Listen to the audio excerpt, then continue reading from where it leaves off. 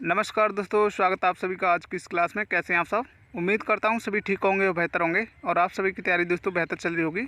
तो फ्रेंड्स, आज की क्लास में हम आपके लिए कराने वाले हैं जीके जीएस प्लस हिंदी के 30 बेहतरीन क्वेश्चन आंसरों का प्रैक्टिस सेट 15, जो आपके यूपी कांस्टेबल एग्जाम के लिए सभी क्वेश्चन बहुत ही महत्वपूर्ण हैं, क्योंकि दोस्तों ऐसे ही क्वेश्चन आपके यूपी कांस्टेबल एग्जाम में पूछे गए थे।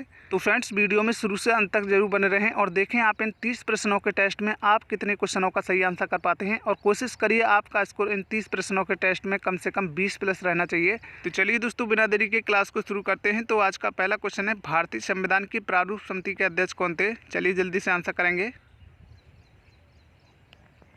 तो जो भी फ्रेंड्स ऑप्शन सी लगा रहे हैं, डॉक्टर बी.आर. अम्बेडकर, उनका बिल्कुल राइट आंसर है। अगले क्वेश्चन का आंसर करिए। हिंदी का क्वेश्चन है, जिजीविका का अर्थ क्या है?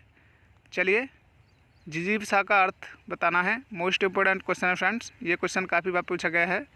तो ये है दोस्तों, जीवित रहने की इच्छा। अगले क्वेश्चन का आंसर करिए।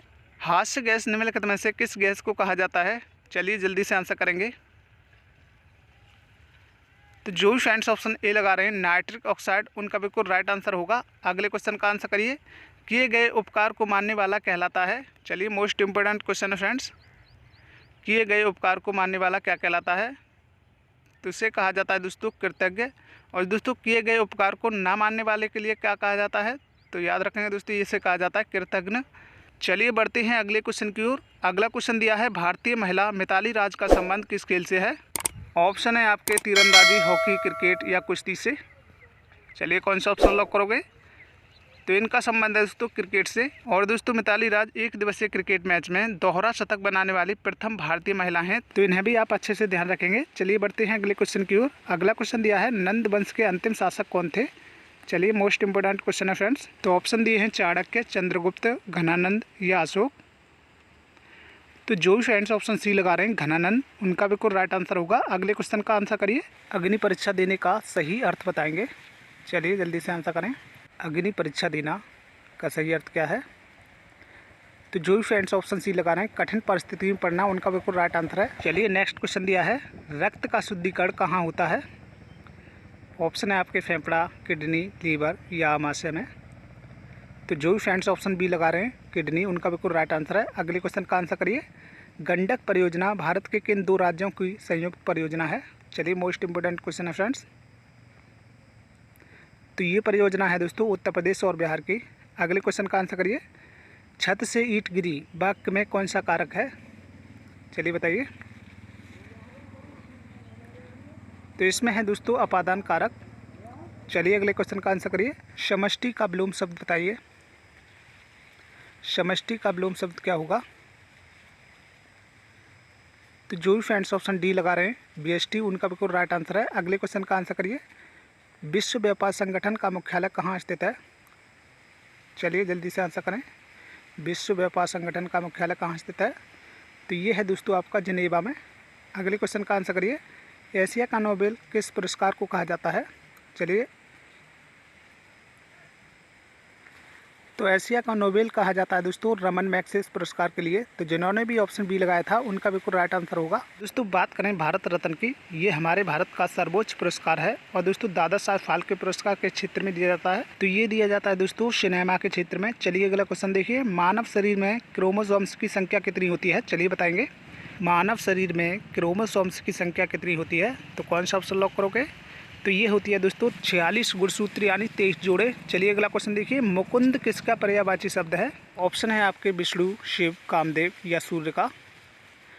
तो जो फ्रेंड्स ऑप्शन ए लगा रहे हैं विष्णु, उनका बिल्कुल राइट आंसर होगा। अगले क्वेश्चन का आंसर करिए।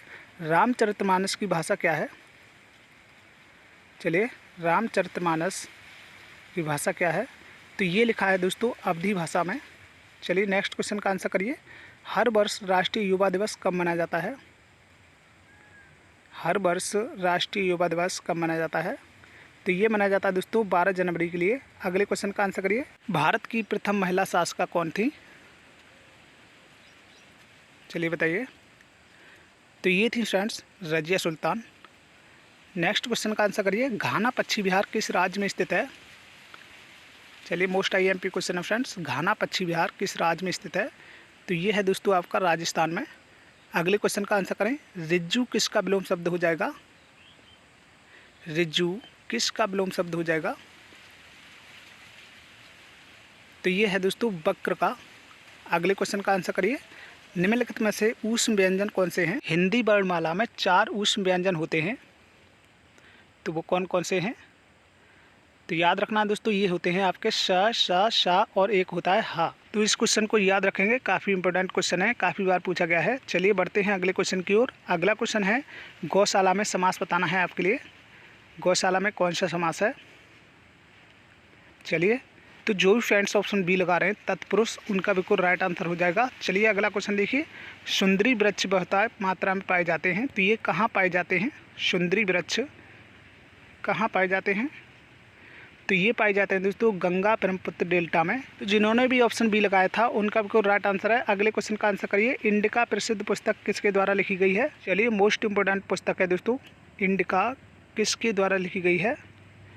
तो ये लिखी है फ्रेंड्स मेगास्थनीज ने। अगले क्वेश्चन का आंसर करिए। उत्तर प्रदेश की पूर्वी सीमा भारत के किस राज्य से मिलती है? चलिए बताइए। चलिए, कौन सा ऑप्शन लॉक करोगे? उत्तर प्रदेश के पूर्व में कौन सा राज्य है? तो ये है दोस्तों आपका बिहार। चलिए अगला क्वेश्चन देखिए। आँख की किरकिरी होने का सही अर्थ बताएंगे।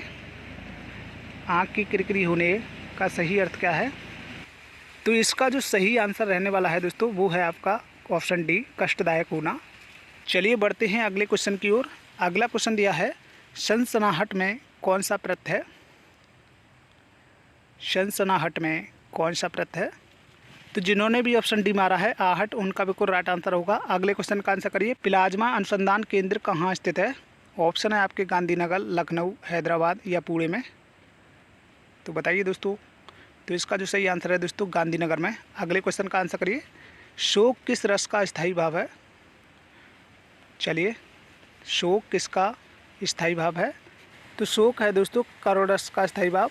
चलिए बढ़ते हैं अगले क्वेश्चन की ओर। अगला क्वेश्चन है पद्मश्री से सम्मानित होने वाले पहले ट्रांसजेंडर का नाम बताएंगे। चलिए, मोस्ट इंपोर्टेंट क्वेश्चन है दोस्तों, याद रखेंगे दोस्तों। पद्मश्री से सम्मानित होने वाले पहले ट्रांसजेंडर हैं वो हैं आपके नर्तकी नटराज। तो जिन्होंने भी ऑप्शन बी लगाया था उनका बिल्कुल राइट आंसर होगा। तो फ्रेंड्स, आज की क्लास में बस इतना ही। तो आपके लिए कमेंट में जरूर बताना है कि आपने 30 प्रश्नों के टेस्ट में आपने कितने क्वेश्चनों का सही आंसर किया है। और हाँ दोस्तों, अगर आप चैनल पे पहली बार वॉच कर रहे हैं तो चैनल को सब्सक्राइब जरूर कर लें और साथ में बेल आइकन को जरूर दबाएं, जिससे कि हमारी सभी वीडियो का नोटिफिकेशन आपके पास सबसे पहले पहुँच सके और आप सभी की तैयारी दोस्तों बेहतर होती रहे। तो दोस्तों, वीडियो को एक लाइक और दोस्तों में शेयर जरूर करें। तो फ्रेंड्स, मिलते हैं अगली वीडियो में। जब तक के लिए जय हिंद, जय भारत।